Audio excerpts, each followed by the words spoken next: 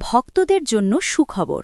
দীর্ঘ বিরতির পর ছোট পর্দায় ফিরছেন শ্বেতা ভট্টাচার্য। জি বাংলার নতুন ধারাবাহিকের ঘোষণা ঘিরে দর্শকদের মধ্যে উত্তেজনা তুঙ্গে।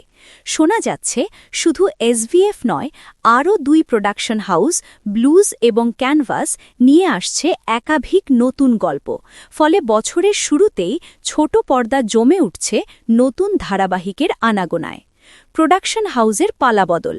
যেখানে আগে বাংলা টকিজ প্রোডাকশনের একটি ধারাবাহিকের কথা শোনা যাচ্ছিল, শেষ মুহূর্তে তা ক্যানভাস প্রোডাকশনের অধীনে চলে এসেছে।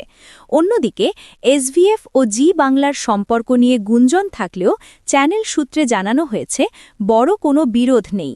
দর্শকরা নির্ভয়ে চিরদিনই তুমি যে আমার সহ নতুন ধারাবাহিকের আনন্দ নিতে পারবেন। শ্বেতার প্রত্যাবর্তন। সবচেয়ে বড় খবর, অভিনেত্রী শ্বেতা ভট্টাচার্য দীর্ঘ বিরতির পর ছোট পর্দায় ছিঁড়তে চলেছেন।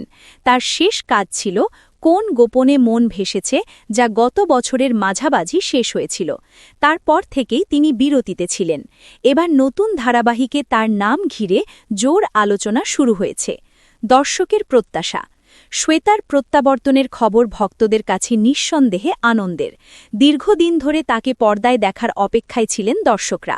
যদি সত্যিই তিনি নতুন ধারাবাহিকে কাজ শুরু করেন, তবে তা হবে ছোট পর্দার জন্য এক বড় চমক।